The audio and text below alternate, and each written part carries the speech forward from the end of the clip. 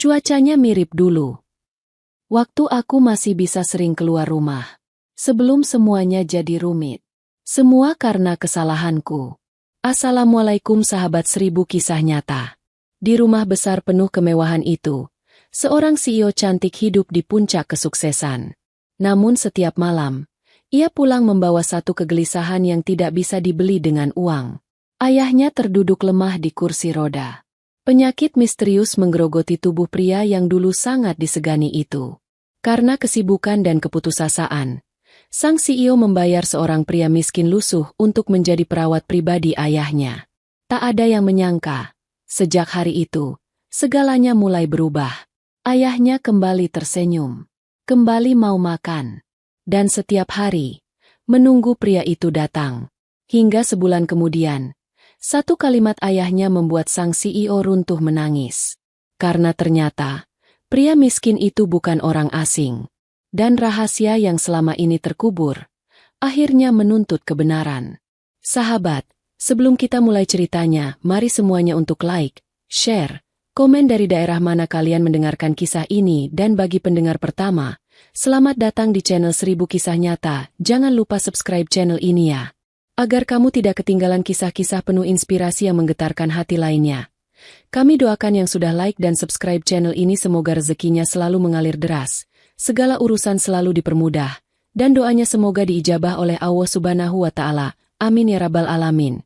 Jangan lupa juga tekan tombol loncengnya, agar kamu jadi orang pertama yang tahu saat video terbaru hadir. Sekarang mari kita mulai ceritanya. Nadira Maheswari selalu tampak seperti perempuan yang tidak pernah kalah oleh apapun. Setiap pagi ia turun dari mobil hitam mengilap dengan langkah tegas, rambut panjang bergelombang rapi, dan setelan kerja elegan yang seolah dibuat khusus untuk menegaskan satu hal, ia pemilik kendali. Setiap hari di lobi gedung Maheswari Group, semua orang menunduk. Bukan karena diminta, tapi karena kebiasaan yang terbentuk oleh aura Nadira yang dingin dan sulit ditebak. Ia jarang tersenyum. Sekali tersenyum pun, lebih seperti formalitas daripada kehangatan. Namun tidak ada yang tahu. Ada satu pemandangan yang selalu membuat langkahnya melambat setiap sore dikala waktu pulang ke rumahnya. Di rumah besar, di balik pintu kaca tebal yang selalu terkunci, ada sebuah ruangan luas yang sunyi. Di sana, seorang pria paruh-baya duduk lemah di kursi roda, menatap jendela besar yang menghadap taman rumahnya. Wajahnya masih terlihat berwibawa, tetapi tubuhnya sudah seperti kehilangan komando. Tangannya sering gemetar halus, napasnya pendek, dan matanya kosong seperti sedang menunggu sesuatu yang tidak pernah datang. Pria itu adalah Surya Maheswari, ayah Nadira. Dulu, namanya membuat orang gemetar. Satu keputusan Surya bisa mengubah nasib ratusan pekerja. Ia terkenal keras, tegas, tidak mudah iba. Namun sejak ibunya Nadira meninggal, Surya seperti berubah menjadi orang lain. Ia mulai sering diam. Lalu satu hari, tubuhnya jatuh saat berjalan di koridor rumah, dan sejak saat itu semuanya seperti runtuh. Dokter datang dan pergi. Rumah sakit menjadi tempat yang terlalu sering mereka datangi. Hasil pemeriksaan selalu terdengar rapi dan tenang, tapi tidak pernah benar-benar menjawab. Saraf, kelelahan, efek duka, komplikasi yang belum terlihat, begitu kata mereka. Yang Nadira tahu hanya satu, ayahnya semakin hari semakin lemah. Sore itu, Nadira berdiri di ambang pintu ruangan khusus, memandang Surya yang duduk menghadap jendela. Ada aroma obat yang samar, ada suara alat pengatur napas yang lembut, dan ada sunyi yang menekan dada. Nadira menahan napas, lalu masuk. Ayahnya tidak menoleh, tidak menyapa, tidak menunjukkan bahwa ia tahu putrinya datang. Namun ketika Nadira melangkah lebih dekat, Surya tiba-tiba merapatkan jarinya di atas sandaran kursi roda, seperti menahan sesuatu di dalam tubuhnya. Nadira memperhatikan gerakan itu dengan hati yang makin berat. Ia mendekat, menunduk sedikit, lalu berkata pelan. Suaranya dibuat sehalus mungkin. "Ayah makan belum?" Surya tidak menjawab. Nadira menggenggam pinggiran meja, menahan rasa kesal yang bercampur sedih. Dulu ayahnya akan memotong kalimat sebelum ia selesai bicara. Sekarang, ayahnya bahkan seperti tidak hidup di tempat yang sama. Ia menatap piring makanan yang belum disentuh. Bubur hangat yang sudah mulai dingin. Teh yang tak lagi beruap. Nadira memanggil pelayan rumah, seorang perempuan parubaya bernama Bu Marni, yang selama ini mengurus semua kebutuhan Surya. Bu Marni datang dengan langkah cepat. Wajahnya terlihat lelah. Bu, kenapa ayah tidak makan? Bu Marni menelan ludah. Sudah saya coba suapi, Nyonya. Tapi beliau tutup mulut. Kalau dipaksa, beliau batuk. Nadira memejamkan mata. Ia tidak suka merasa tidak berdaya.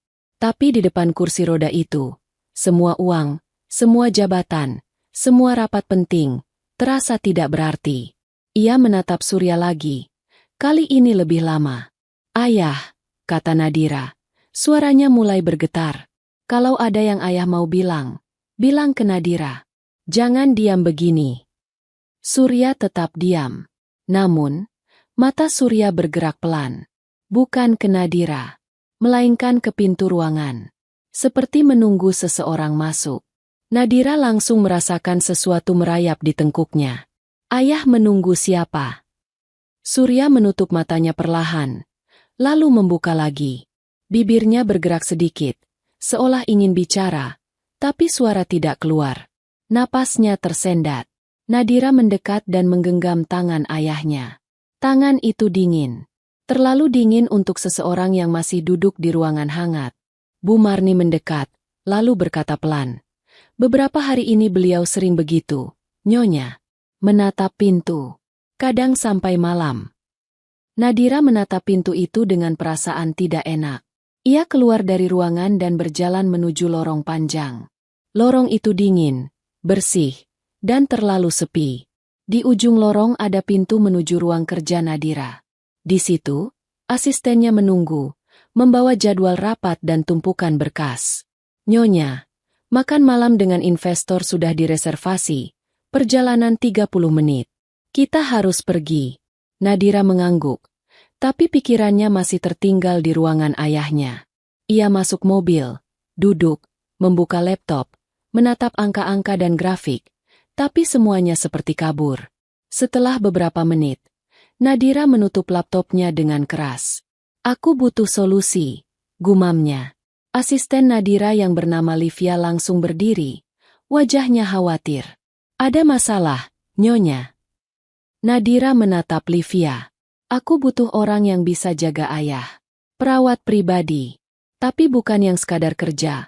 Aku butuh yang benar-benar bisa membuat ayah mau hidup. Livia mengangguk cepat. Saya bisa cari dari agen perawat profesional. Nadira menghela napas, lalu menggeleng. Sudah, kita sudah coba itu. 3 perawat dalam 2 bulan. Semuanya tidak cocok. Ayah tidak mau disentuh mereka. Livia diam, lalu berkata pelan. Mungkin karena Tuan Besar belum menerima orang baru. Nadira menatap jendela. Di luar, kota bergerak cepat. Di dalam, rumah mereka membeku. Sampai kapan? Suara Nadira lirih. Aku sudah kehilangan ibu. Aku tidak mau kehilangan ayah juga. Livia menunduk. Nyonya, maaf. Saya tidak bermaksud. Nadira mengangkat tangan, memberi tanda berhenti. Ia menarik napas panjang, lalu berkata, umumkan. Siapapun yang butuh pekerjaan dan mau tinggal di rumah. Aku bayar tinggi. Yang penting sabar, telaten, dan tidak banyak bicara. Livia ragu. Nyonya, kalau seperti itu, kita tidak bisa seleksi latar belakang medis. Nadira menatap Livia tajam, tapi matanya bukan marah.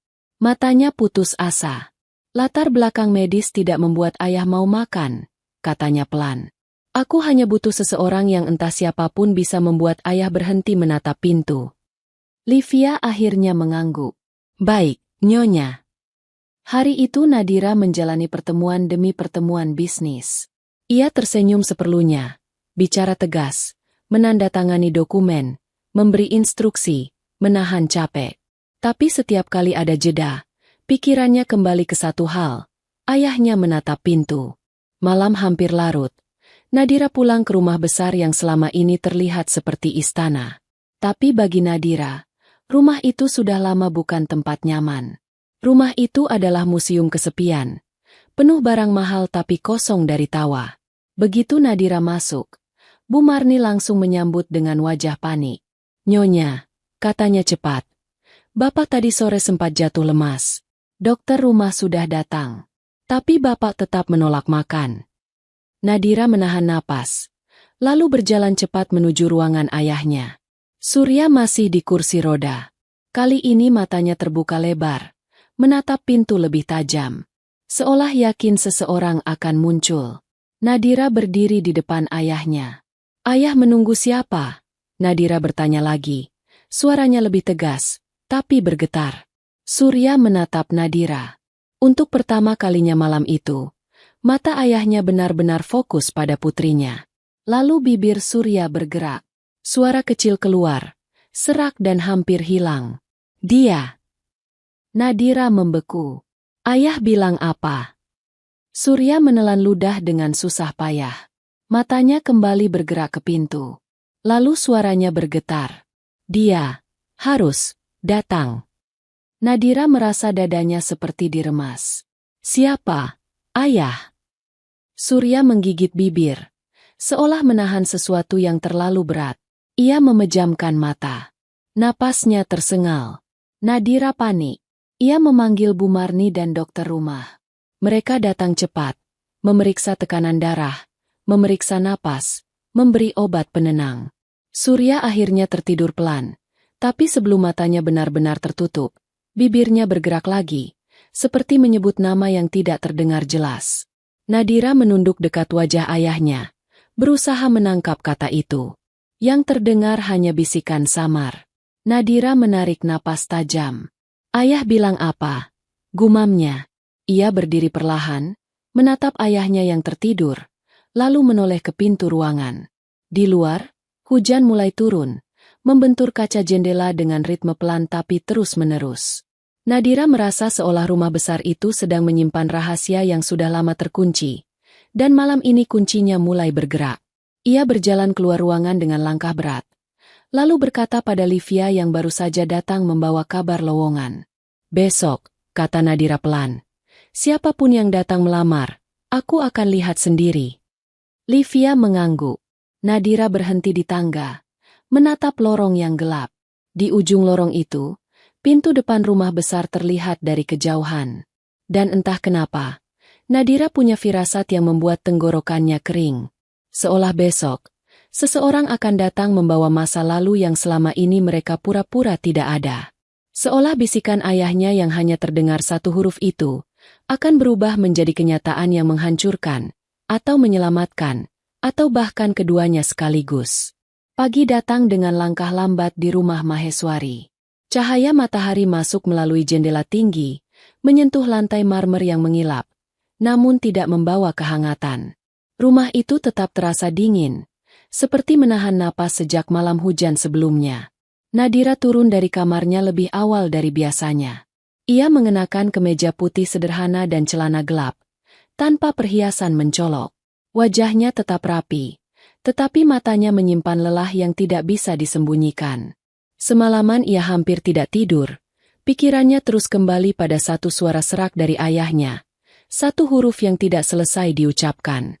Ia duduk di ruang makan besar, menatap meja panjang yang hanya terisi satu piring sarapan. Dulu, meja itu penuh percakapan. Ibunya duduk di ujung, ayahnya membaca koran, Nadira mengeluh tentang tugas kuliah atau rencana liburan. Kini, kursi-kursi itu hanya menjadi saksi sunyi. Bu Marni datang membawa teh hangat. Tangannya sedikit gemetar. "Nyonya sarapan sedikit saja," katanya pelan. Nadira mengangguk tanpa menoleh. "Ayah bagaimana?" Bu Marni menarik napas. "Masih tidur. Tapi tadi subuh sempat terbangun." Beliau tanya jam. Nadira mengangkat wajahnya. "Tanya jam?" "Iya, Nyonya." Seperti sedang menunggu. Nadira menekan bibirnya. Lagi-lagi menunggu. Ia berdiri. "Jika nanti ada yang datang melamar, arahkan ke ruang tamu kecil. Aku yang akan temui." Bu Marni tampak ragu. "Semua, Nyonya." Semua. Ulang Nadira. Sekitar pukul 9 pagi, bel rumah berbunyi. Bukan bunyi yang tergesa. Hanya satu kali. Singkat. Lalu hening. Pak Satpam membuka pintu gerbang. Dari kamera kecil di ruang tamu, Nadira melihat sosok pria berdiri di depan rumah. Tubuhnya tegap tapi kurus. Pakaiannya sederhana, bahkan bisa dibilang lusuh. Kemeja coklat tua yang warnanya sudah pudar, celana kain yang sedikit kepanjangan, dan sepatu yang jelas bukan baru. Nadira mengamati layar itu tanpa ekspresi. Namanya siapa? Tanyanya pada Livia yang berdiri di samping. Livia melihat daftar. Arya Pratama. Nyonya. Datang sendiri. Tidak lewat agen. Nadira mengangguk pelan. Biarkan masuk. Pintu utama dibuka. Arya melangkah masuk dengan ragu. Matanya menyapu ruangan luas itu. Ia menunduk sopan, lalu berdiri dengan tangan lurus di sisi tubuh, seperti orang yang takut salah gerak. Nadira turun dari tangga dengan langkah tenang. Sepatu haknya berbunyi pelan di lantai marmer.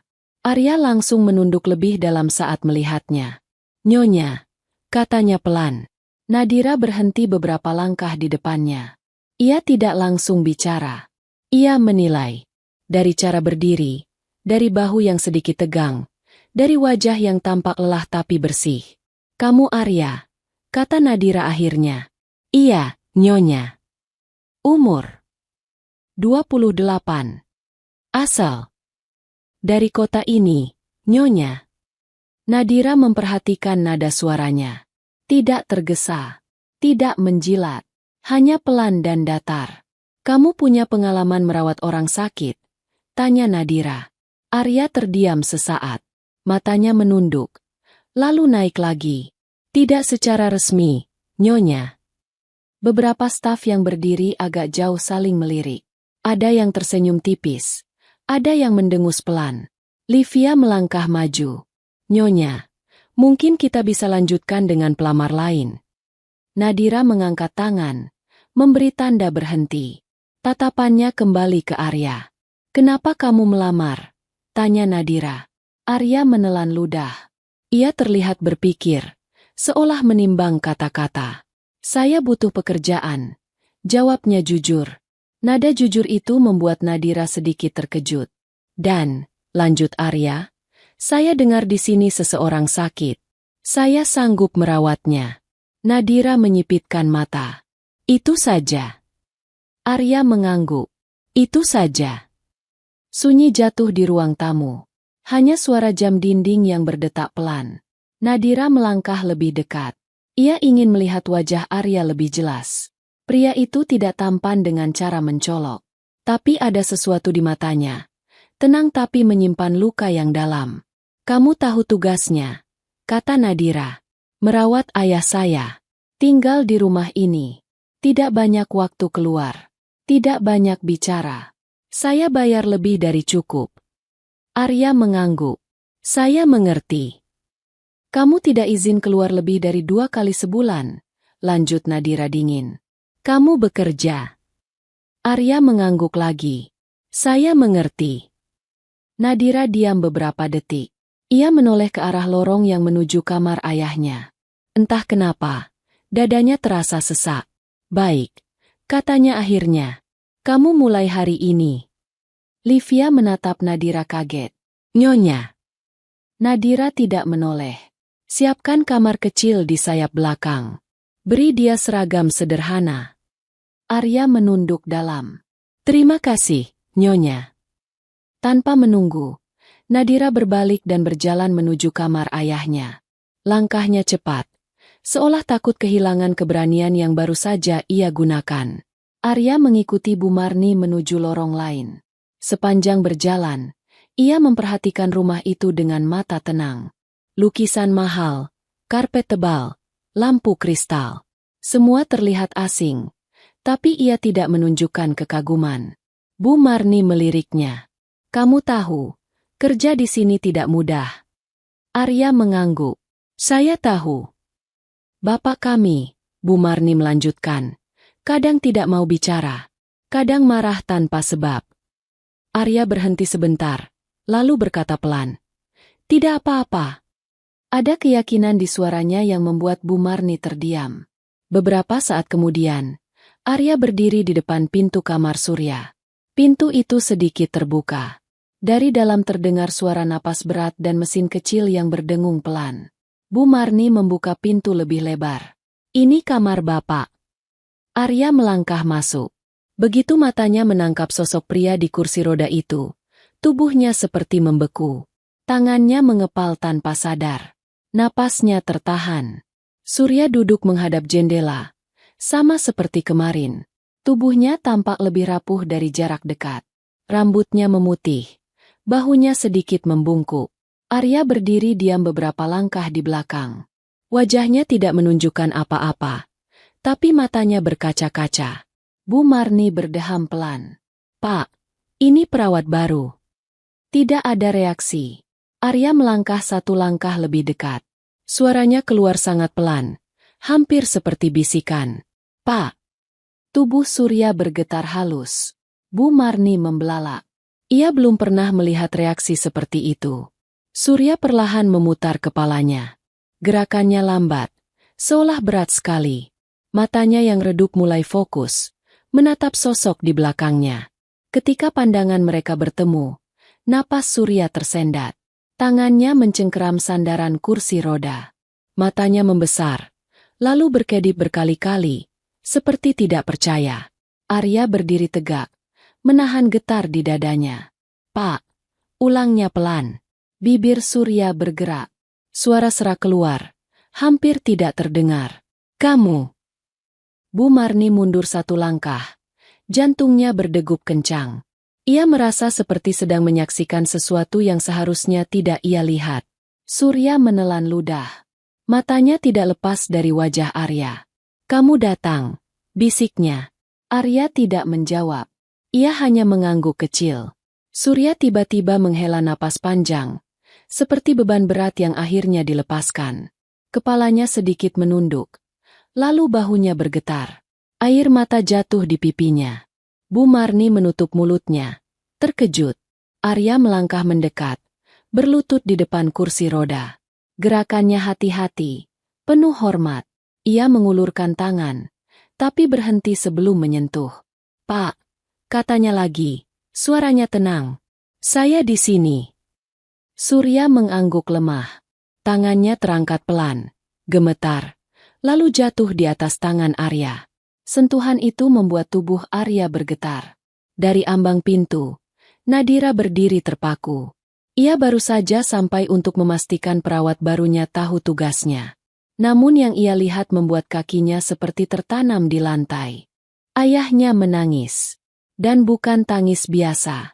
Tangis yang selama ini tidak pernah keluar di hadapan siapapun. Nadira menahan napas. Dadanya sesak. Matanya berpindah dari wajah ayahnya ke wajah pria lusuh yang baru saja ia terima bekerja. Ada sesuatu yang tidak bisa ia jelaskan. Seperti potongan teka-teki yang tiba-tiba bergerak sendiri. Nadira melangkah masuk tanpa suara. Surya masih menggenggam tangan Arya. Matanya terpejam. Air mata terus mengalir. Nadira berdehem pelan. "Ayah." Surya tidak menoleh. Tapi genggamannya pada tangan Arya justru menguat. Nadira berdiri di samping mereka. Jantungnya berdebar tidak wajar. Ia menatap Arya, mencari jawaban di wajah pria itu. Arya menunduk, menghindari tatapan Nadira. Bu Marni akhirnya angkat suara, dengan nada gemetar. "Nyonya, Bapak mau makan." Nadira terkejut. "Mau makan?" Bu Marni mengangguk cepat.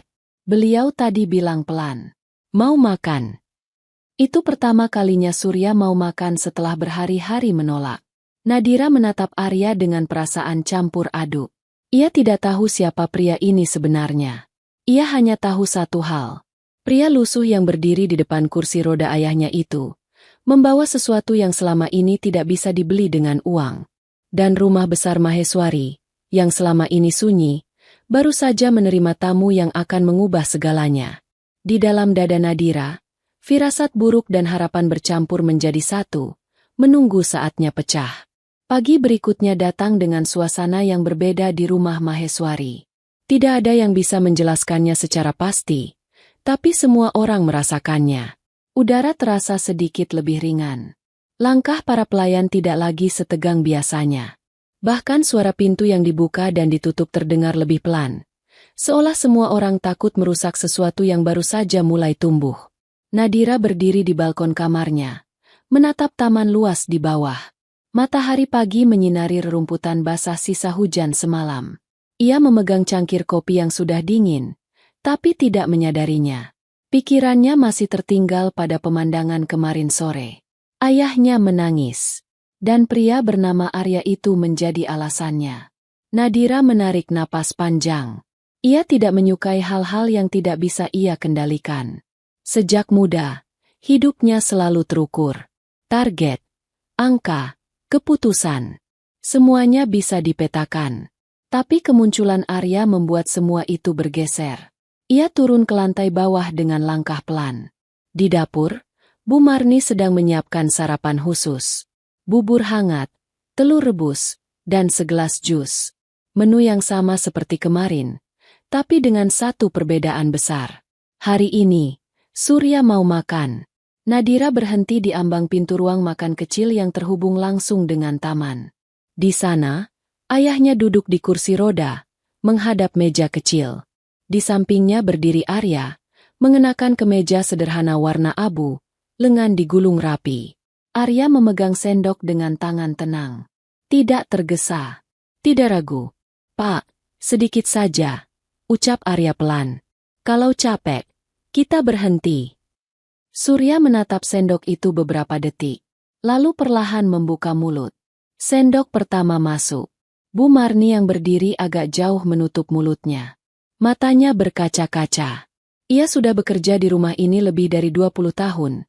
Tapi baru kali ini melihat pemandangan seperti itu lagi. Nadira merasakan dadanya sesak. Ia melangkah masuk, tapi berhenti di jarak aman, tidak ingin mengganggu. Arya menyuapi dengan ritme pelan. Setiap kali sendok diangkat, ia menunggu. Setiap kali Surya mengunyah, Arya tidak memalingkan wajahnya. Ia menatap Surya seolah seluruh dunianya ada di situ. Surya tidak banyak bicara, tapi matanya lebih hidup. Ada fokus, ada kesadaran. Setelah beberapa suap, Surya menghela napas panjang. Ia menoleh sedikit ke arah Arya. "Cukup," katanya lirih. Arya tersenyum tipis. Senyum yang tidak dibuat-buat. "Baik, Pak." Ia menyeka sudut bibir Surya dengan tisu. Gerakannya penuh perhatian. Nadira akhirnya melangkah mendekat. "Ayah," katanya pelan. Surya menoleh. Tatapannya bertemu dengan mata Nadira. Untuk pertama kalinya setelah sekian lama, tatapan itu tidak kosong. "Kamu datang," ujar Surya pelan. Nadira menelan ludah. "Iya, Ayah." Surya melirik Arya sekilas, lalu kembali menatap Nadira. "Dia baik." Nadira terdiam. Ia mengangguk pelan. "Iya." Arya mundur selangkah, memberi ruang. Ia menunduk sopan pada Nadira. "Saya bersihkan dulu, Nyonya." Nadira mengangguk tanpa bicara.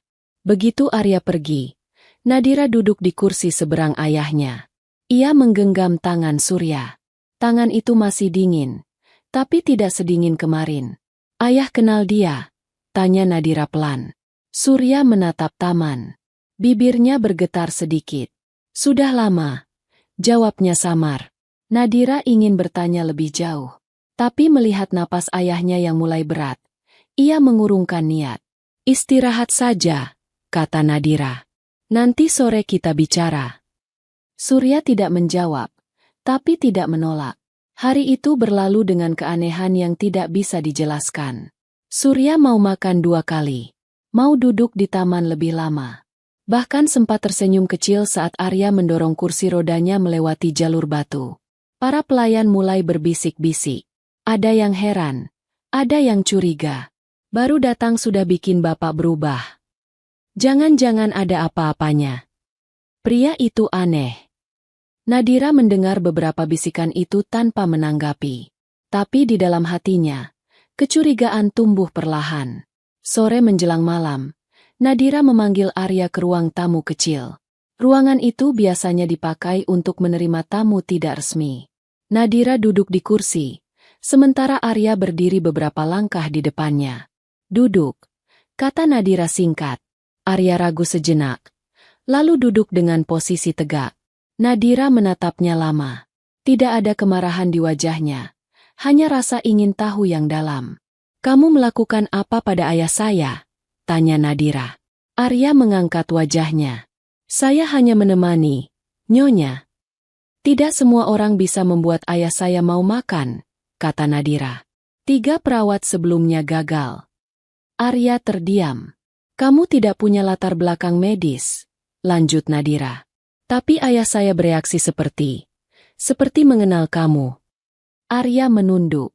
Tangannya saling menggenggam. "Saya hanya bicara seperti biasa," katanya pelan. "Saya dengarkan." Nadira menyipitkan mata. "Dengarkan apa?" "Yang tidak diucapkan," jawab Arya jujur. Jawaban itu membuat Nadira terdiam. Ia berdiri, berjalan mendekati jendela. Dari sana, ia bisa melihat taman. Surya sedang duduk di kursi roda, Bu Marni di sampingnya. "Kamu tahu," kata Nadira tanpa menoleh, "ayah saya tidak mudah percaya pada orang." Arya mengangguk. "Saya tahu." "Kamu tahu banyak hal," Nadira menoleh tajam.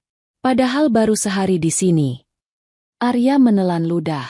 "Kadang, seseorang tidak perlu waktu lama untuk merasa pulang." Kata pulang itu menghantam Nadira tanpa peringatan. Ia berbalik. "Kamu bicara seperti orang yang sudah lama di sini." Arya terdiam cukup lama. Suasana di ruangan itu menegang. Akhirnya Arya berkata, "Nyonya, saya tidak berniat buruk. Saya hanya ingin Bapak tenang." Nada suaranya tulus. Tidak defensif. Tidak menghindar. Nadira menatapnya beberapa detik, lalu menghela napas. "Baik. Untuk sekarang, lakukan tugasmu. Tapi saya akan mengawasi." Arya mengangguk. "Saya mengerti." Malam itu, Nadira berdiri di depan kamar ayahnya lebih lama dari biasanya. Pintu sedikit terbuka.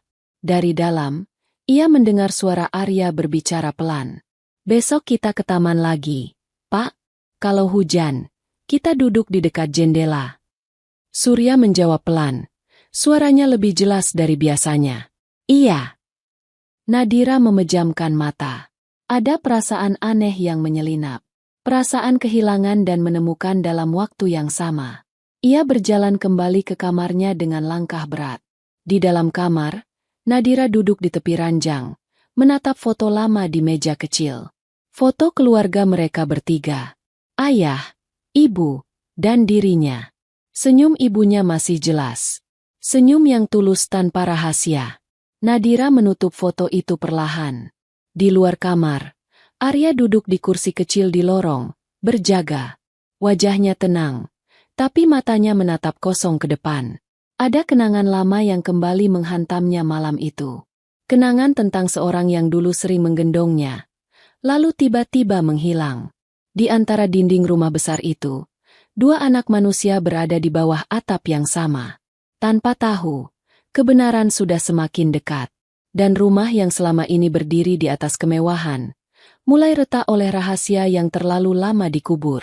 Hari-hari berikutnya berjalan dengan pola yang pelan namun terasa berbeda. Rumah Maheswari tidak lagi sepenuhnya sunyi, tapi juga belum benar-benar hidup.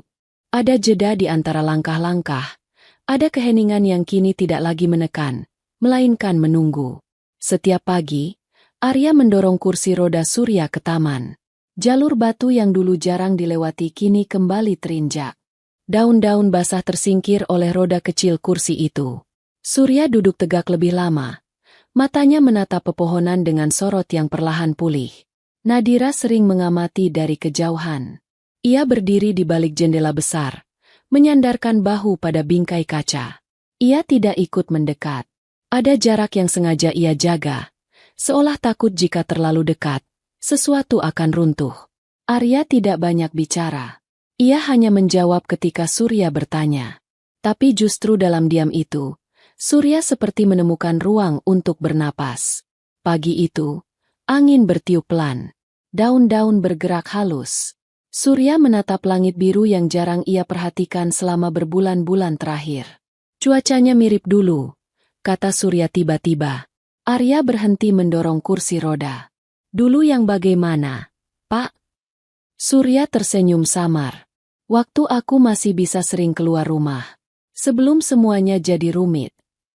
Arya menunduk sedikit. Bapak mau cerita? Surya menggeleng pelan. Belum. Arya tidak memaksa. Ia kembali mendorong kursi roda dengan kecepatan lambat. Di balik jendela, Nadira mengernyit. Ia tidak pernah melihat ayahnya bicara sejauh itu sejak ibunya meninggal.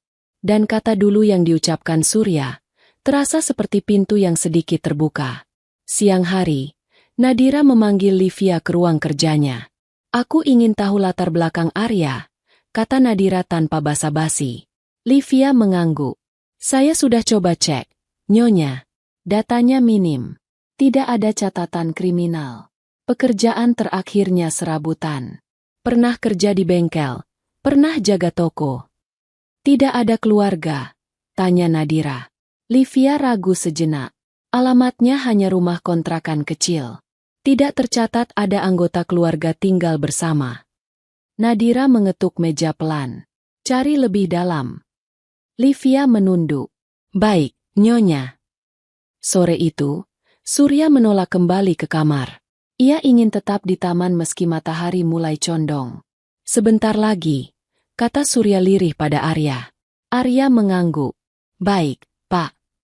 Mereka duduk dalam diam. Angin sore membawa aroma tanah basah. Burung-burung kecil melintas rendah. Surya menatap Arya lama. Tatapan itu membuat Arya menahan napas. Kamu tidak berubah, kata Surya akhirnya. Arya tersenyum tipis. Bapak juga. Surya menghela napas panjang. Aku pikir, aku tidak akan sempat. Arya menunduk. Saya juga. Surya menutup mata sejenak. Waktu tidak pernah adil. Arya mengepalkan tangannya pelan. Tapi kita masih di sini. Kalimat itu membuat Surya membuka mata. Ia menatap Arya dengan sorot yang bergetar. Iya. Dari kejauhan, Nadira melihat ayahnya menggenggam lengan Arya. Bukan seperti pasien pada perawat, tapi seperti orang yang takut kehilangan. Dadanya kembali terasa sesak. Malamnya, setelah Surya tertidur, Nadira memanggil Arya ke ruang kerja. Kali ini nadanya lebih tenang. Duduk. Arya duduk. Sejak kamu datang, kata Nadira pelan. Ayah saya berubah. Itu fakta. Arya mengangguk. Saya bersyukur. Kamu tidak pernah bertanya soal bayaran, lanjut Nadira. Kamu juga jarang keluar rumah meski diizinkan. Arya menatap lantai. Saya tidak butuh apa-apa selain pekerjaan ini. Nadira menyipitkan mata. Itu yang membuat saya tidak tenang. Arya mengangkat wajahnya. Nyonya. Kamu datang ke rumah ini seperti orang yang tahu persis kemana harus melangkah, kata Nadira. Seperti orang yang pernah berjalan di sini. Arya terdiam. Detik berlalu tanpa suara. Saya hanya cepat belajar, jawab Arya akhirnya. Nadira menatapnya lama. Ia bisa merasakan ada sesuatu yang disembunyikan, tapi bukan dengan niat jahat. Lebih seperti luka lama yang dijaga rapat. Baik, kata Nadira akhirnya. Aku tidak akan memaksamu bicara. Tapi satu hal. Arya menegakkan punggungnya. Jika suatu hari aku tahu kamu menyembunyikan sesuatu yang bisa menyakiti ayahku, suara Nadira dingin. Aku tidak akan diam.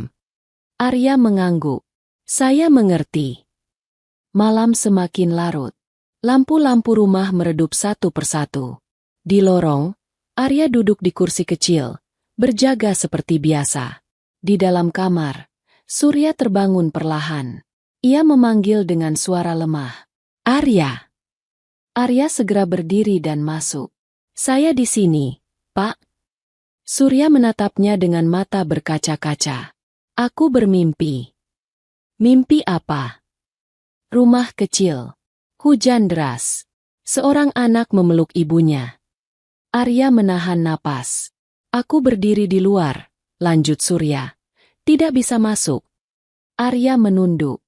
Mimpi itu berat. Surya mengangguk. Lebih berat dari sakit ini. Surya mengulurkan tangan. Arya menggenggamnya. Maaf, kata Surya pelan. Arya tidak menjawab. Ia hanya menggenggam lebih erat. Di balik pintu yang sedikit terbuka, Nadira berdiri tanpa suara. Ia baru saja hendak masuk, tapi kata maaf itu menghentikannya. Ia tidak tahu kepada siapa maaf itu ditujukan. Namun untuk pertama kalinya, Nadira merasakan sesuatu yang selama ini tidak pernah ia rasakan di rumah itu. Rahasia tidak lagi terasa jauh. Ia sudah duduk di antara mereka, bernapas pelan, menunggu saatnya bangkit dan menuntut kebenaran. Pagi itu turun dengan suasana yang lebih sunyi dari biasanya. Langit abu-abu menggantung rendah di atas rumah Maheswari, seolah menahan cahaya agar tidak terlalu terang. Nadira bangun lebih awal, bukan karena alarm, melainkan karena perasaan yang terus mengganggu sejak malam sebelumnya. Kata maaf dari ayahnya berulang di kepalanya, berputar tanpa arah, mencari makna. Ia turun ke lantai bawah dan menemukan rumah masih lengang. Di lorong, ia melihat Arya duduk di kursi kecil. Punggungnya bersandar pada dinding. Matanya terpejam, tapi tubuhnya siaga, seperti orang yang tidur dengan separuh kesadaran. Nadira berhenti beberapa langkah darinya, mengamati tanpa suara. Arya membuka mata dan langsung berdiri. Selamat pagi, Nyonya. Tidur, kata Nadira singkat. Sebentar, jawab Arya. Nadira mengangguk. Ia melangkah menuju dapur. Lalu kembali membawa 2 cangkir teh. Satu ia letakkan di meja kecil. Satu lagi ia pegang. Ia duduk berhadapan dengan Arya. Jarak mereka tidak jauh. Tapi ada garis tak kasat mata yang masih membentang. Kamu tidak harus berjaga sepanjang malam, kata Nadira. Arya menggeleng. Saya baik-baik saja. Tidak ada yang benar-benar baik-baik saja di rumah ini, ujar Nadira pelan. Arya menunduk. Menerima kalimat itu tanpa bantahan. Beberapa saat mereka diam. Lalu Nadira berkata, ayah memanggil namamu dalam tidurnya. Arya mengangkat wajahnya. Matanya tidak terkejut, hanya mengeras sedikit. Apa yang beliau katakan? Tidak jelas, jawab Nadira. Hanya namamu. Dan satu kata lagi. Arya menunggu. Maaf, lanjut Nadira. Arya menarik napas perlahan. Beliau sering begitu. Nadira menyipitkan mata. Kamu tahu. Arya terdiam. Lalu berkata pelan. Saya tahu beberapa hal. Kamu tahu lebih banyak dari yang kamu katakan, ucap Nadira. Nadanya tidak menuduh, tapi tegas. Arya menatap cangkir teh. Uapnya sudah menipis. Tidak semua hal bisa diceritakan sekaligus. Nadira mengangguk. Aku mengerti. Tapi aku tidak suka dibohongi. Arya mengangkat wajahnya. Saya tidak berniat berbohong. Diam juga bisa menjadi kebohongan, balas Nadira. Arya menunduk lagi. Saya akan bicara ketika waktunya tepat. Nadira berdiri. Pastikan waktu itu tidak terlambat. Hari itu Surya tampak lebih lemah dari kemarin. Napasnya pendek. Wajahnya pucat. Dokter rumah datang memeriksa, menggeleng pelan. Lalu berkata kondisinya fluktuatif. Nadira berdiri di sisi ranjang, mendengarkan tanpa benar-benar menyerap. Setelah dokter pergi, Arya duduk di samping Surya. Ia memegang tangan ayahnya dengan kedua tangan, menghangatkannya. Surya membuka mata perlahan. Kamu di sini, katanya lirih. Iya, Pak. Surya tersenyum tipis. Aku ingin bilang sesuatu. Arya menunduk lebih dekat. Saya dengar. Surya menatap langit-langit. Dulu, aku takut. Arya tidak menyela. Aku takut kehilangan segalanya, lanjut Surya. Nama, perusahaan, kehormatan. Arya menggenggam lebih erat. Aku memilih jalan yang salah, kata Surya. Dan membiarkan orang lain membayar harganya. Napasnya tersengal. Arya menyandarkan telapak tangan di punggung Surya, menenangkan. "Pak, istirahat dulu," ucap Arya pelan. Surya menggeleng. "Belum. Aku harus bilang." Arya terdiam. Ia tahu waktu ayahnya semakin sedikit. "Namanya," kata Surya. Suaranya hampir hilang. "Ratih." Arya memejamkan mata. Nama itu memukulnya dari dalam. "Dia perempuan yang paling tulus yang pernah aku temui," lanjut Surya. "Dan aku mengkhianatinya." Air mata mengalir di sudut mata Surya. "Aku ingin kamu tahu," katanya. "Aku tidak pernah berhenti mencarimu." Arya menahan getar di dadanya. "Pak." "Diam," bisik Surya. "Biarkan aku menyelesaikan." Surya menelan ludah. "Ada alasan kenapa aku tidak bisa datang." Arya mengangguk kecil. "Saya tahu." Surya terkejut. Matanya menatap Arya dengan sorot bertanya. "Saya tahu sebagian," kata Arya pelan. "Ibu bilang sebelum pergi." Surya menutup mata, lalu membukanya lagi. "Maafkan aku." Arya tidak menjawab. Ia menunduk, menempelkan dahi pada punggung tangan Surya. Di ambang pintu, Nadira berdiri membeku. Ia mendengar nama itu. Ratih. Nama yang tidak pernah disebut di rumah ini. Nama yang terasa asing, tapi entah kenapa membuat dadanya sesak. Nadira melangkah masuk. "Ayah." Surya menoleh. Wajahnya melembut. "Nadira." Nadira duduk di sisi ranjang. "Ayah bicara apa?" Surya tersenyum samar. "Tentang kesalahan." Nadira menelan ludah. "Kesalahan apa?" Surya memejamkan mata. "Yang terlalu lama aku simpan." Arya berdiri, memberi ruang. Nadira menatap Arya sejenak, lalu kembali ke ayahnya. "Siapa Ratih?" tanya Nadira pelan. Surya membuka mata. Tatapannya bergetar. Ia menoleh ke Arya, lalu kembali ke Nadira. "Dia bagian dari hidup ayah," kata Surya lirih. Nadira menunggu. "Bagian yang ayah sembunyikan," lanjut Surya. Nadira merasakan sesuatu runtuh di dalam dirinya. Tapi ia tidak mundur. "Ayah menyembunyikan apa lagi?" katanya tenang, meski jantungnya berdegup keras. Surya menutup mata lagi. "Bukan hari ini." Nadira mengepalkan tangan, lalu mengendurkannya. "Baik." Ia berdiri dan keluar kamar dengan langkah terukur. Di lorong, ia berhenti dan bersandar pada dinding. Napasnya berat. Nama Ratih berputar di kepalanya seperti gema. Di belakangnya, Arya berdiri beberapa langkah jauhnya. "Nyonya," katanya pelan. Nadira tidak menoleh. "Kamu tahu siapa Ratih?" Arya terdiam. "Kamu juga tahu kenapa ayahku seperti ini?" lanjut Nadira. Arya menunduk. "Saya tahu sebagian." Nadira akhirnya menoleh. Tatapan mereka bertemu. Ada kesedihan yang sama di mata keduanya, meski berasal dari tempat berbeda. "Jika kamu memilih diam," kata Nadira pelan, "aku akan mencari sendiri." Arya mengangguk. "Saya tidak akan menghalangi." Nadira berjalan pergi. Langkahnya mantap, tapi hatinya retak. Ia menuju ruang kerja dan memanggil Livia. "Aku ingin semua arsip lama ayah," katanya tanpa basa-basi. "Sebelum ibu meninggal. Sebelum perusahaan besar." Livia terkejut. "Nyonya." "Termasuk nama Ratih," lanjut Nadira. Livia mengangguk cepat. "Baik." Sore itu, hujan turun lagi. Arya duduk di sisi ranjang Surya, mendengarkan napas yang semakin berat. Surya memegang tangannya, tidak mau melepaskan. "Jika waktuku habis," bisik Surya, "jaga adikmu." Arya menegang. Surya membuka mata, menatapnya penuh penyesalan. "Jangan biarkan dia hidup dalam kebohongan." Arya menelan ludah. "Saya akan mencoba." Surya tersenyum tipis. "Terima kasih."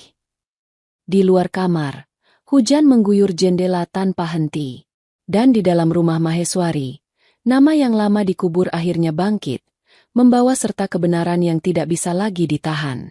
Malam turun tanpa peringatan. Hujan tidak lagi sekadar rintik, tapi jatuh deras, memukul atap rumah Maheswari seperti ketukan yang tergesa. Lampu-lampu taman menyala redup. Bayangannya bergoyang di kaca jendela. Di dalam kamar, Surya terbaring lemah. Nafasnya pendek, terputus-putus, seperti benang yang ditarik terlalu kuat. Padahal selama beberapa minggu ini kondisi ayahnya perlahan membaik, bersedia makan. Itu semua karena Arya. Arya duduk di sisi ranjang, tidak bergerak, tidak melepaskan tangan Surya sedetik pun. Wajahnya tenang, tapi matanya merah, menahan sesuatu yang sudah lama ia simpan sendiri. Nadira berdiri di sisi lain ranjang. Jas kerja sudah dilepas. Rambutnya tergerai tanpa diatur. Untuk pertama kalinya, ia terlihat seperti perempuan biasa yang ketakutan kehilangan. Dokter rumah mondar-mandir dengan wajah tegang. Alat monitor berbunyi pelan. Iramanya tidak lagi stabil. Kondisinya menurun cepat. Kata dokter itu akhirnya. Suaranya rendah. Kita harus siap dengan segala kemungkinan. Nadira menggenggam tangan ayahnya. Ayah, Nadira di sini. Surya membuka mata perlahan. Tatapannya berpindah dari Nadira ke Arya. Ada cahaya lemah yang menyala. Seolah ia mengumpulkan sisa tenaga untuk satu hal terakhir. Arya mendekatkan wajahnya. Saya di sini, Pak.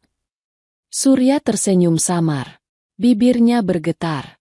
Aku tahu, kamu akan datang. Arya menunduk. Saya datang, Pak. Surya menghela napas panjang, seperti mengeluarkan beban yang menekan dadanya bertahun-tahun. Nadira, ucap Surya lirih. Nadira mencondongkan tubuhnya. Iya, ayah. Tolong dengarkan ayah, kata Surya dengan suara nyaris tidak terdengar. Ada sesuatu yang belum pernah ayah katakan. Nadira mengangguk cepat. Air matanya jatuh ke punggung tangan ayahnya. Dulu, lanjut Surya, ayah tidak sekuat yang orang kira. Arya menegang. Tangannya mengepal, tapi tetap menggenggam tangan Surya. Sebelum menikahi ibumu karena perjodohan, ayah mencintai seorang perempuan. Surya berhenti sejenak, menarik napas berat. Namanya Ratih. Nadira menoleh cepat ke Arya, lalu kembali ke ayahnya. Ayah menikahinya, lanjut Surya. Secara diam-diam, karena ayah bodoh dan takut.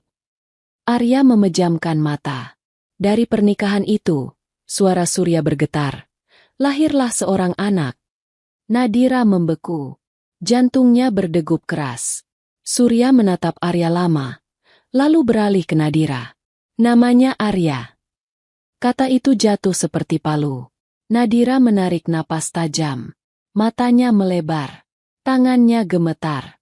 Ia menoleh ke Arya perlahan, seolah baru benar-benar melihat wajah pria itu. Arya, bisik Nadira. Arya menunduk. Dadanya naik turun. Ia tidak menyangkal, tidak membela diri, hanya diam, seperti orang yang menunggu hukuman. Air mata Nadira jatuh tanpa suara. Ayah! Surya menggenggam tangan Nadira lemah. Maafkan ayah. Ayah membesarkanmu dengan kebohongan. Nadira menggeleng. Tangisnya pecah. Kenapa ayah diam selama ini? Surya menatap langit-langit.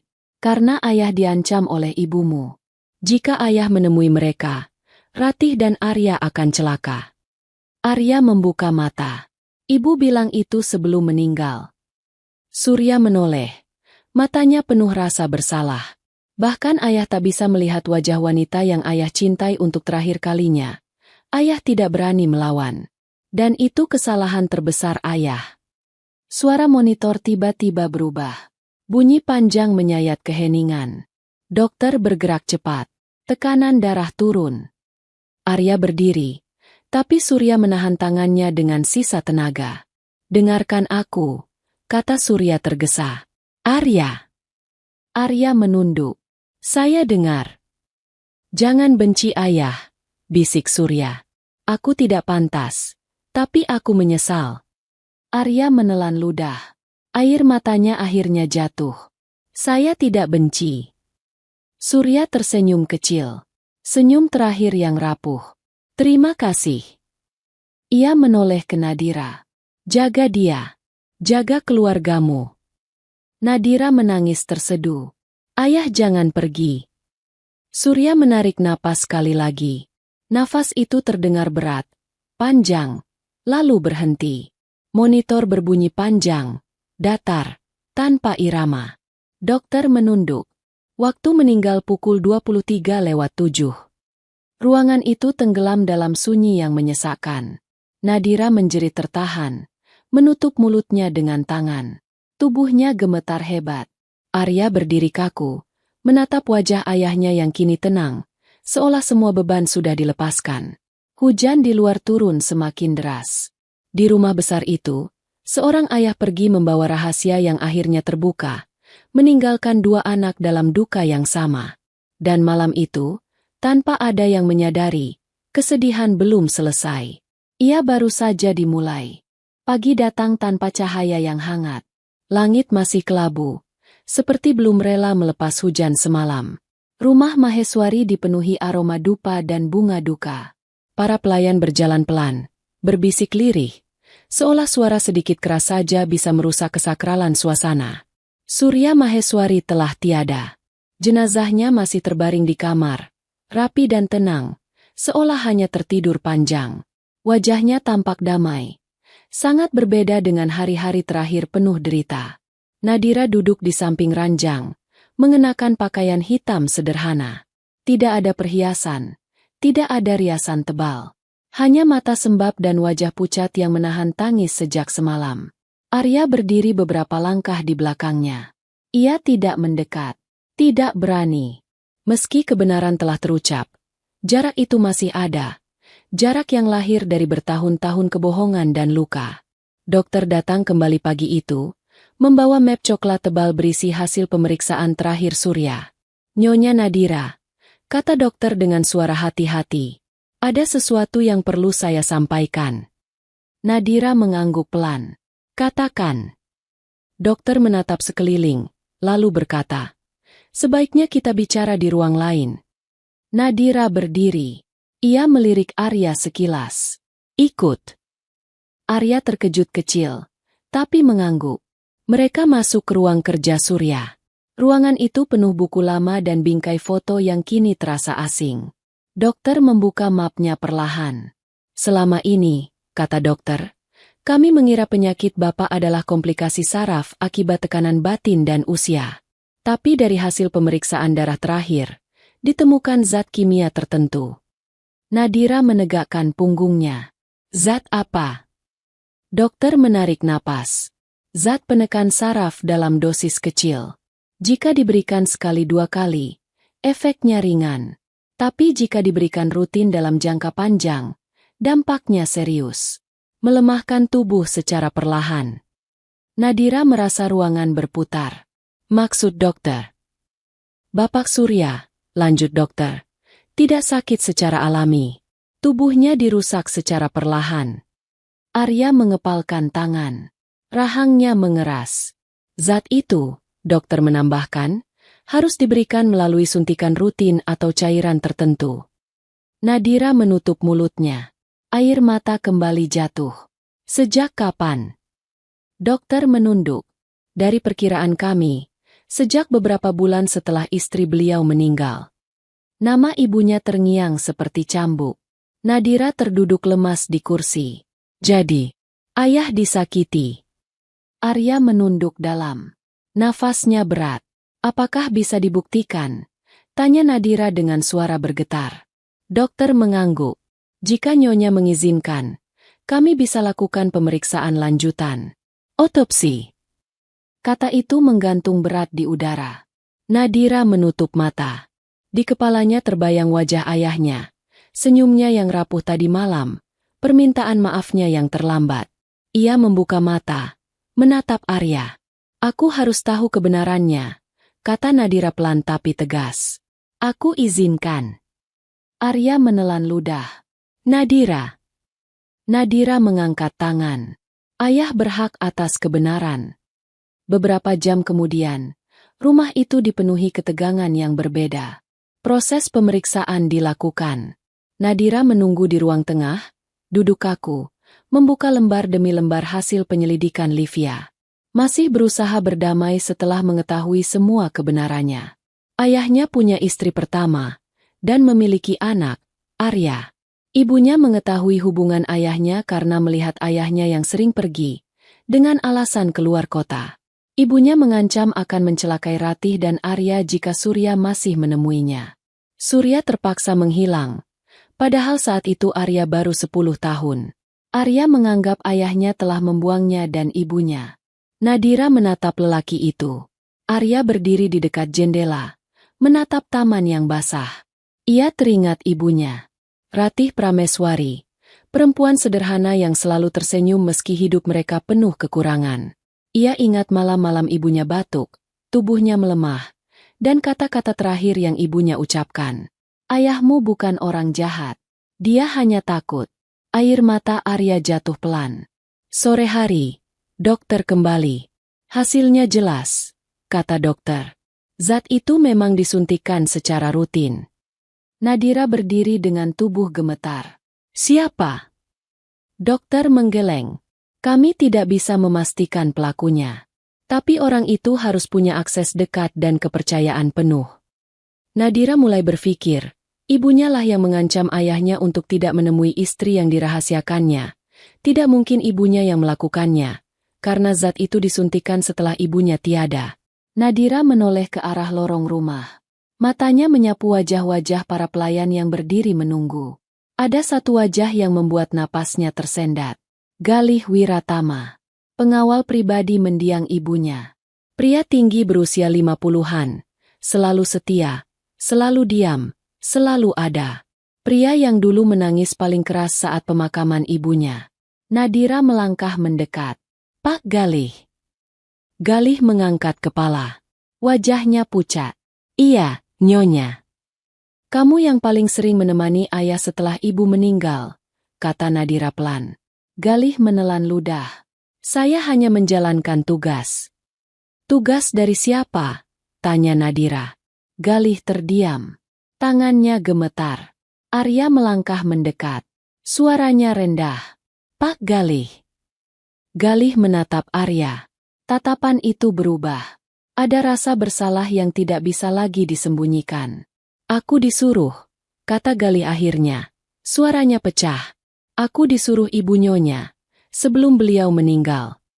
Nadira terhuyung. Ibu. Ibu Nyonya bilang, lanjut Galih sambil menangis. Bapak tidak boleh sembuh. Kalau Bapak sembuh, dia akan mencari perempuan itu lagi. Anak itu lagi. Arya menutup matanya.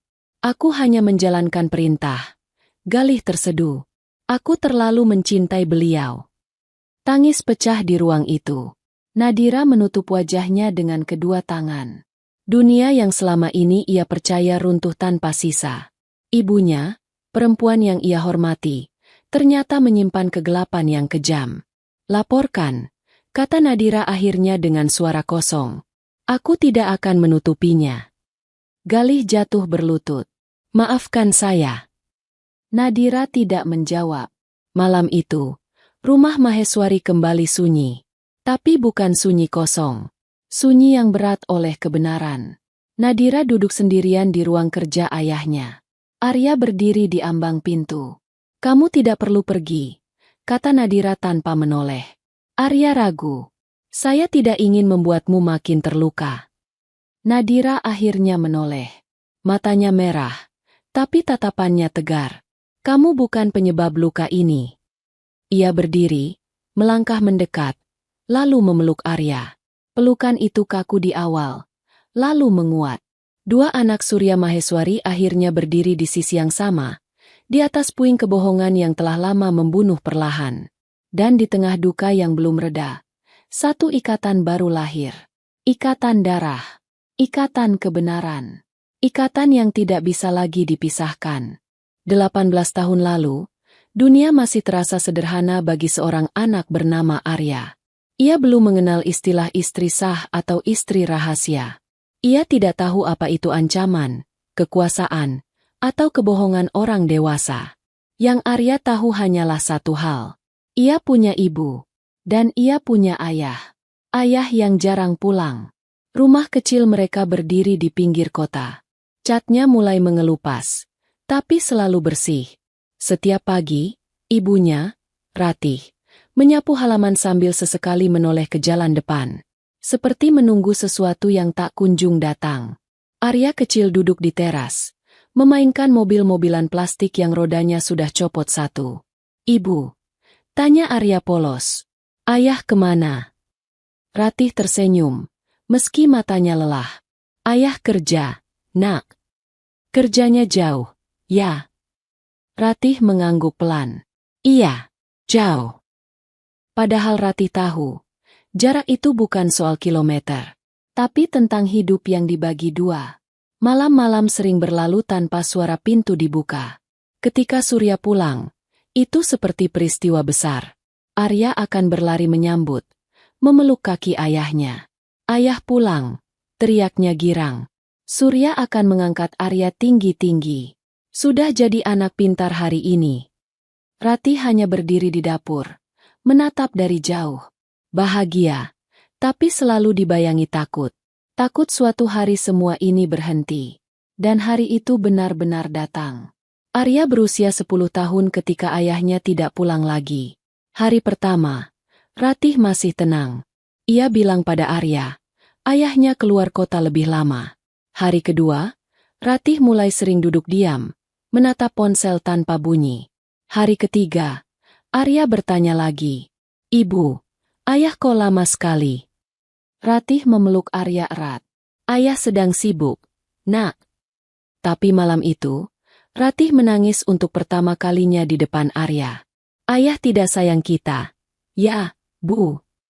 Pertanyaan itu membuat Ratih terisak. "Tidak," ucap Ratih tergesa. "Ayahmu sayang, sangat sayang." Tapi kenapa dia tidak pulang? Ratih terdiam lama, lalu berkata pelan, "Karena ayah sedang takut."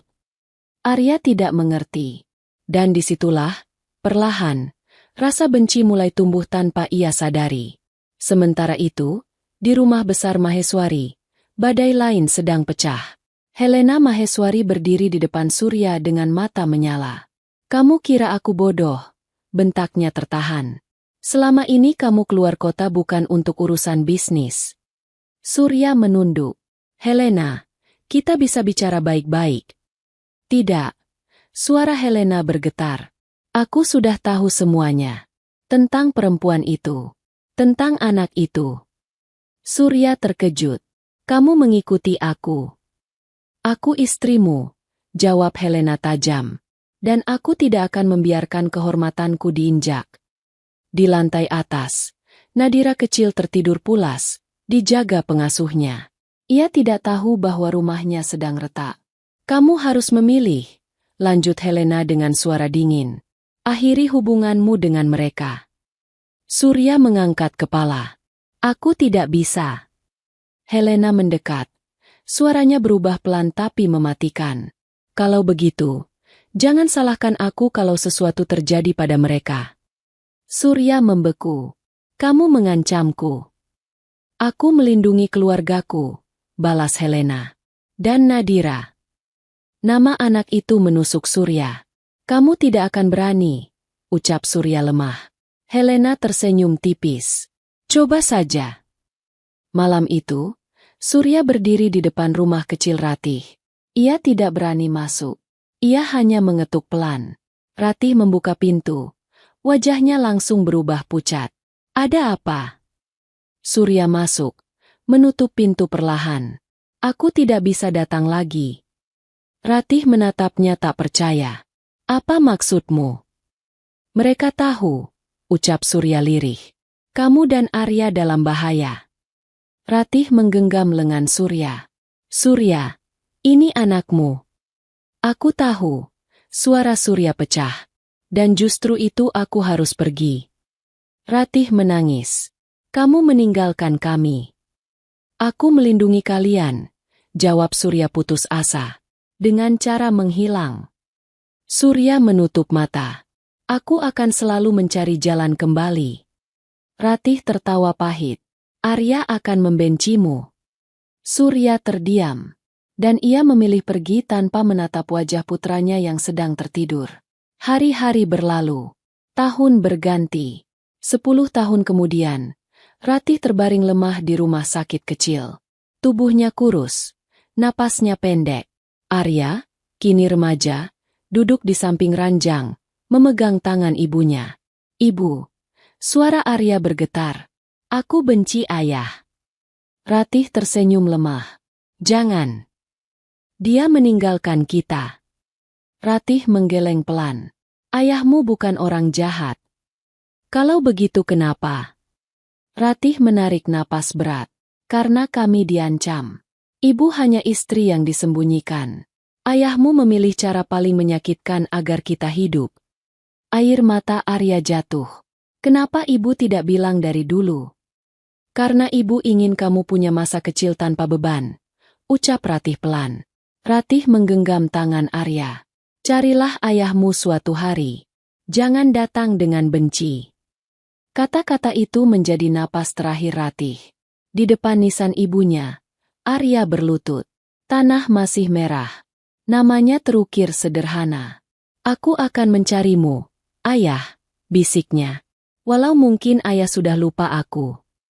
Dan beberapa tahun kemudian, di rumah besar Maheswari, Helena juga terbaring sekarat. Galih berlutut di samping ranjangnya. "Galih," suara Helena lemah. "Jangan biarkan dia mencari perempuan itu lagi." Galih menangis. "Saya mencintai ibu." Helena tersenyum puas. Dan di hari yang cerah beberapa tahun kemudian, seorang pria sederhana bernama Arya berdiri di depan gerbang rumah Maheswari. Dia telah menemukan keberadaan ayahnya. Ia menekan bel. Datang bukan sebagai anak. Datang sebagai pelamar kerja. Hari pemakaman Surya Maheswari tiba dengan langit yang tertutup awan tebal. Tidak ada matahari. Tidak ada warna cerah. Hanya deretan mobil hitam, bunga putih, dan langkah-langkah pelan yang menahan duka. Nadira berdiri di barisan depan, mengenakan pakaian hitam sederhana. Tidak ada gaun mahal. Tidak ada perhiasan. Rambutnya diikat rapi. Wajahnya pucat. Matanya merah. Arya berdiri beberapa langkah di belakangnya. Ia tidak ditempatkan sebagai keluarga. Tidak disebut sebagai siapa-siapa. Ia hanya berdiri, diam, menunduk, menerima semua tatapan yang datang. Ada yang penasaran. Ada yang mencurigai. Ada yang tidak peduli. Namun bagi Arya, hari itu bukan soal posisi. Hari itu adalah perpisahan dengan seorang ayah yang baru ia temui kembali ketika waktu hampir habis. Tanah basah setelah hujan membuat aroma bumi menguat. Ketika peti diturunkan perlahan, Nadira menutup matanya. Tangannya mengepal, bahunya bergetar. Tapi ia tidak menangis keras. Tangisnya jatuh ke dalam, menekan dada, menyisakan napas yang berat. Arya menunduk lebih dalam. Bibirnya bergerak tanpa suara.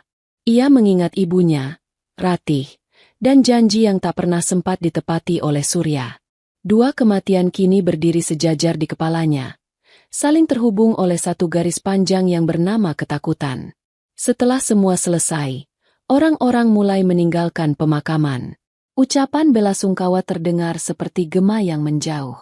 Nadira masih berdiri di tempatnya, menatap gundukan tanah yang masih basah. Arya melangkah mendekat, ragu, lalu berhenti di sampingnya. "Nadira," ucapnya pelan. Nadira mengangguk tanpa menoleh. "Aku tahu kamu ingin bicara." Arya menelan ludah. "Aku tidak berniat mengambil apapun." Nadira akhirnya menoleh. Tatapannya lelah, tapi jernih. "Aku tidak mengira kamu datang untuk mengambil." Arya menghela napas panjang. "Aku hanya ingin ayah tenang." Nadira mengangguk pelan. "Dan kamu berhasil." Mereka berdiri dalam diam beberapa saat. Angin bergerak pelan, menggoyangkan bunga-bunga. "Setelah ini," kata Arya hati-hati, "aku bisa pergi." Kalimat itu menusuk tanpa suara. Nadira menatap Arya. Wajah pria itu tidak meminta, tidak menuntut, hanya bersiap menerima keputusan apapun. "Pergi kemana?" kata Nadira.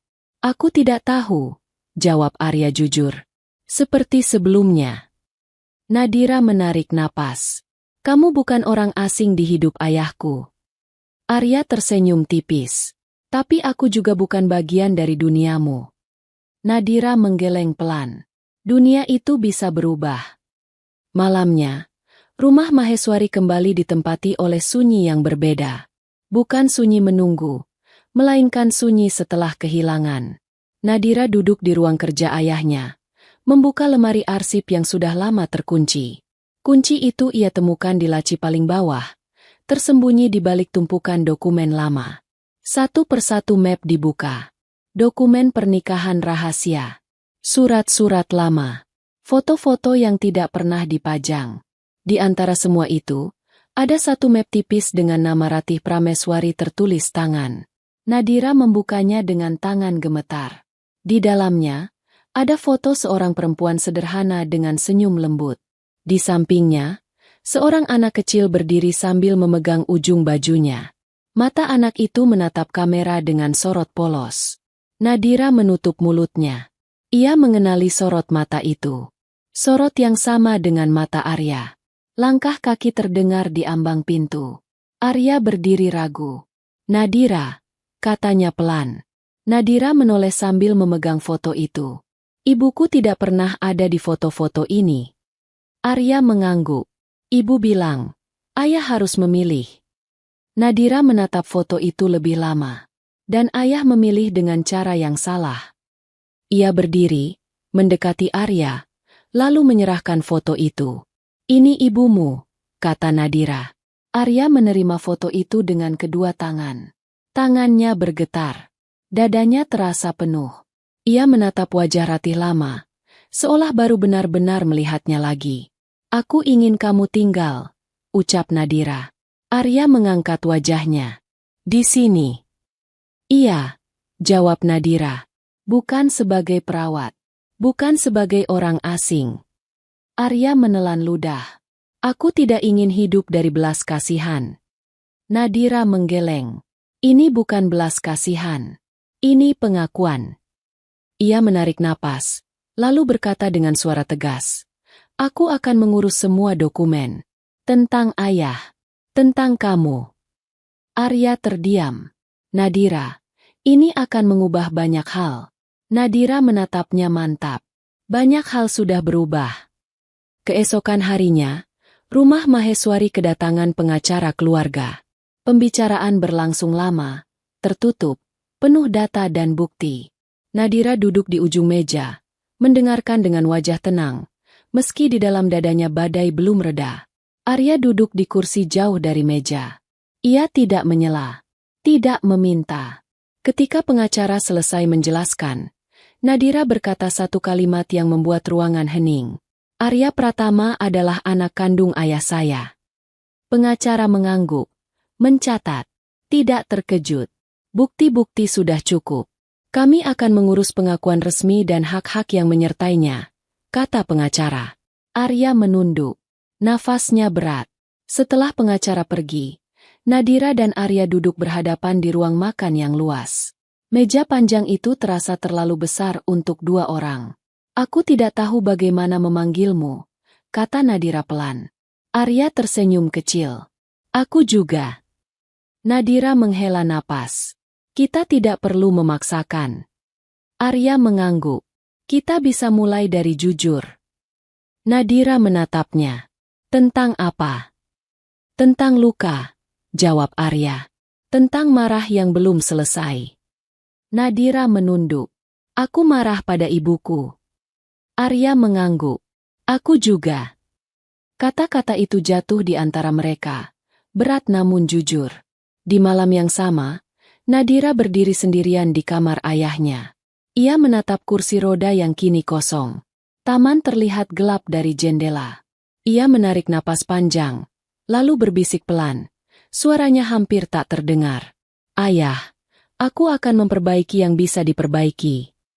Di lorong, Arya berdiri diam. Ia mendengar kalimat itu. Dadanya terasa hangat dan perih bersamaan. Darah yang selama ini disangkal akhirnya menemukan jalannya sendiri. Dan di rumah besar itu, dua anak yang lahir dari rahasia yang sama, Mulai belajar berdiri berdampingan, bukan karena masa lalu yang sempurna, melainkan karena kebenaran yang akhirnya diakui. Pagi itu, rumah Maheswari terasa asing bagi Nadira. Bukan karena perabotnya berubah, bukan karena orang-orangnya berganti, melainkan karena ada sesuatu di dalam dirinya yang runtuh dan tersusun ulang secara perlahan. Untuk pertama kalinya sejak ia mengenal arti tanggung jawab, Nadira tidak berangkat ke kantor. Ponselnya sengaja dimatikan. Jadwal rapat dibatalkan. Asisten diminta tidak datang. Hari itu, Nadira menutup perusahaan selama 1 hari penuh. Ia turun ke ruang makan dengan pakaian hitam sederhana, tanpa sepatu hak, tanpa riasan tebal. Rambutnya hanya diikat rendah. Di meja makan, hanya ada 2 piring. Tidak lagi 1, seperti biasanya. Arya sudah duduk lebih dulu. Ia tampak canggung, tangannya bertumpu di pangkuan, punggungnya tegak seperti orang yang tidak ingin salah bersikap. Nadira berhenti beberapa langkah.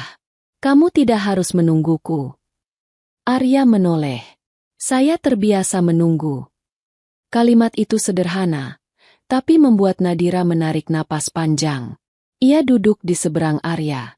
Sunyi menggantung di antara mereka. Sunyi yang tidak lagi tajam, tapi belum sepenuhnya nyaman. Beberapa detik berlalu sebelum Nadira membuka suara. "Aku bermimpi semalam," katanya pelan. Arya mengangkat wajahnya. "Tentang apa?" "Tentang rumah kecil," lanjut Nadira. "Hujan deras. Seorang perempuan memeluk anaknya." Arya terdiam. Wajahnya menegang. "Dan ayah berdiri di luar," tambah Nadira. "Tidak berani masuk." Arya menghela napas berat. "Ibu sering bermimpi hal yang sama." Nadira menunduk. "Aku tidak pernah tahu." "Karena tidak ada yang ingin kamu tahu," jawab Arya, jujur tanpa menyudutkan. Nadira mengangguk pelan. Ia mengambil sendok, tapi tidak langsung makan. "Aku hidup dalam rumah besar, dengan segalanya tersedia. Tapi ternyata ada rumah lain yang lebih jujur, meski sempit." Arya tersenyum kecil. "Rumah itu tidak pernah mewah. Tapi kami saling menjaga." "Dulu waktu kecil, aku tak begitu tahu masalah orang dewasa. Yang aku tahu aku punya ibu, dan ayah yang jarang pulang. Tak tahu alasan ayah jarang pulang itu ternyata karena ibu bukanlah istri yang diketahui semua orang. Itu yang ibu bilang sebelum akhir hayatnya. Ibunya hanya istri rahasia. Ayah menikahi ibu karena cinta tapi menikah lagi karena perjodohan. Lalu tiba-tiba ayah menghilang saat aku umur 10 tahun dan aku mengetahui alasannya. Karena pernikahan mereka telah diketahui oleh istrinya." Kata menjaga membuat dada Nadira sesak. Setelah sarapan, Nadira berjalan ke taman. Taman itu masih sama, tapi kursi roda ayahnya tidak lagi ada. Jalur batu tampak kosong. Arya berjalan di belakangnya, menjaga jarak. Nadira berhenti di tengah taman. "Dulu aku selalu berpikir, ayah menjauh karena sibuk atau lelah." Arya berdiri di sampingnya. "Aku berpikir ayah tidak peduli." Mereka saling menoleh. "Dan ternyata," lanjut Nadira, "kita sama-sama salah menilai." Arya mengangguk, takut membuat orang melakukan hal yang kejam. Angin bertiup pelan. Daun jatuh satu persatu. "Galih sudah ditahan," kata Nadira tiba-tiba. Arya menunduk. "Aku tahu." "Aku tidak membelanya," lanjut Nadira. "Meskipun ia setia pada ibuku." Arya menatap tanah. "Aku tidak membenci ibumu." Nadira terkejut. "Setelah semua yang terjadi." "Aku membenci perbuatannya," jawab Arya pelan. "Tapi aku tahu, rasa takut bisa merusak hati seseorang." Nadira menahan air mata. "Aku ingin marah, tapi rasanya capek." Arya menoleh. "Kamu tidak harus kuat setiap saat." Kalimat itu membuat Nadira akhirnya menangis. Bukan tangis meledak, melainkan tangis diam yang jatuh satu persatu. Arya berdiri kaku sejenak, lalu perlahan mendekat. Ia tidak langsung memeluk. Ia menunggu. Nadira yang lebih dulu melangkah dan bersandar di dadanya. Tangisnya pecah. Arya mengangkat tangannya pelan, ragu, lalu menepuk punggung Nadira dengan hati-hati. Tidak seperti kakak yang protektif, tapi seperti seseorang yang tidak ingin melukai. Setelah tangis mereda, mereka kembali ke dalam rumah. Siang itu, Nadira membuka lemari pakaian ibunya. Gaun-gaun mahal berjajar rapi, masih beraroma parfum lembut. Nadira menyentuh satu persatu, lalu menutup lemari itu perlahan. Ia mengganti pakaiannya dengan blus hitam sederhana dan celana kain. Aku tidak akan memakainya lagi, katanya pada Arya yang berdiri di pintu. Arya mengangguk.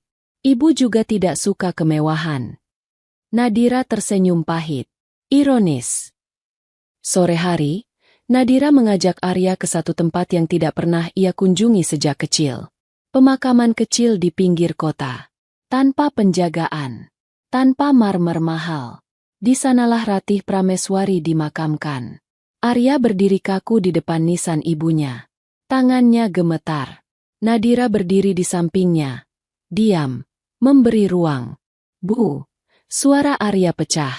Aku sudah bertemu ayah. Nadira menunduk. Ayah datang terlambat. Lanjut Arya. Tapi dia sebenarnya ingin datang. Angin sore bergerak pelan. Pohon kecil di samping makam bergoyang ringan. Nadira berlutut perlahan. Ia menyentuh tanah di depan nisan itu. Maafkan aku, katanya pelan. Aku tidak tahu, tapi aku ingin menebusnya. Arya menatap Nadira dengan mata berkaca-kaca. Ibu akan senang mendengarnya. Mereka pulang saat langit mulai gelap. Malam itu, Nadira duduk di ruang kerja ayahnya, menandatangani satu surat penting. Surat perubahan struktur kepemilikan. Ia tidak mengumumkannya. Tidak menjadikannya berita. Ia hanya menaruh satu nama di sana, setara dengan namanya sendiri. Arya Pratama. Ketika Arya melihat dokumen itu, ia menutup mata lama. Aku tidak meminta ini, katanya. Aku tahu, jawab Nadira. Karena itu aku memberikannya. Arya menghela napas. Aku tidak tahu apakah aku pantas. Nadira menatapnya. Ayahmu tidak sempat menjadi ayah yang baik. Tapi dia ingin kamu diakui. Arya terdiam. Malam semakin larut. Rumah Maheswari kembali sunyi. Tapi sunyi yang kali ini tidak menekan. Di kamar masing-masing, dua saudara itu memandang langit yang sama dari jendela berbeda. Tidak ada lagi rahasia yang menunggu terbongkar. Hanya luka yang perlahan diterima. Dan di dalam hati Nadira, untuk pertama kalinya sejak ia menjadi CEO, ia mengerti satu hal yang tidak pernah diajarkan oleh angka dan grafik. Rumah bukan tentang kemewahan. Rumah adalah tentang keberanian mengakui kebenaran. Pagi di rumah Maheswari datang dengan keheningan yang berbeda dari hari-hari sebelumnya. Tidak ada jadwal rapat. Tidak ada suara sepatu hak Nadira menghentak lantai marmer. Tidak ada mobil hitam yang menunggu di depan rumah. Hari itu, Nadira memilih tinggal. Ia turun ke lantai bawah dengan pakaian hitam sederhana. Tidak ada riasan. Rambutnya dibiarkan tergerai apa adanya. Wajahnya masih menyimpan jejak tangis, tapi tatapannya lebih tenang, seolah sesuatu di dalam dirinya akhirnya berhenti berperang. Di ruang makan, Arya sudah duduk. Ia menunggu, seperti biasa. Tapi kali ini, menunggunya berbeda. Tidak lagi sebagai perawat. Tidak lagi sebagai tamu. Ia menunggu sebagai seseorang yang sedang belajar menempati ruang yang baru. Ruang yang selama ini tidak pernah ia bayangkan akan ia miliki. Nadira duduk di seberangnya. Beberapa detik berlalu tanpa kata. Lalu Nadira berkata pelan, "Hari ini aku ingin kita pergi bersama." Arya mengangkat wajahnya. "Kemana?" Nadira menatap lurus ke depan. "Ke pemakaman ayah." Arya mengangguk. "Baik." Mereka berangkat tanpa pengawal. Tanpa sopir. Nadira sendiri yang mengemudi. Mobil melaju pelan di jalanan kota yang masih basah oleh embun pagi. Di dalam mobil, tidak ada percakapan panjang. Hanya napas yang teratur dan kenangan yang berjalan sendiri di kepala masing-masing. Sesampainya di pemakaman, suasana masih lengang. Hanya ada beberapa peziarah lain yang datang diam-diam, membawa bunga, membawa doa yang tidak diucapkan keras. Nadira dan Arya berdiri di depan nisan Surya Maheswari. Nama itu terukir rapi. Tanggal lahir, tanggal wafat. Tidak ada gelar, tidak ada jabatan. Hanya nama seorang ayah. Nadira berjongkok perlahan. Ia meletakkan bunga putih di atas tanah. Tangannya sempat bergetar. Lalu ia menekannya ke tanah, seolah ingin memastikan ayahnya benar-benar beristirahat dengan tenang. "Ayah," ucap Nadira lirih. "Aku datang bukan sebagai CEO." Arya berdiri di sampingnya, menunduk. "Aku datang sebagai anakmu," lanjut Nadira. "Dan aku membawa sesuatu yang dulu tidak pernah ayah beri padaku. Kejujuran." Angin bertiup pelan. Daun kering bergerak di atas tanah. Arya melangkah maju setengah langkah. "Pak," katanya pelan, "aku akan menjaga Nadira, menjaga adikku. Aku tidak sendiri lagi." Nadira menoleh padanya. Matanya berkaca-kaca. Setelah beberapa saat, mereka meninggalkan pemakaman itu tanpa tergesa. Di perjalanan pulang, Nadira menghentikan mobil di satu tempat. Sebuah rumah kecil di pinggir kota. Catnya pudar. Pagar besinya berkarat. Namun di halaman depan, ada pohon tua yang tumbuh rindang. Arya menatap rumah itu lama. Nafasnya tertahan. "Ini rumah kami dulu." Nadira mematikan mesin mobil. "Aku tahu." Arya menoleh. "Kamu pernah ke sini?" "Belum," jawab Nadira. "Tapi aku ingin melihat tempat di mana ayah pernah bahagia tanpa berpura-pura." Mereka turun dari mobil. Arya berdiri di depan pagar, ragu untuk menyentuhnya. Nadira melangkah lebih dulu, membuka pagar itu perlahan. Bunyi besi berderit terdengar lirih. "Aku tidak akan menjualnya," kata Nadira.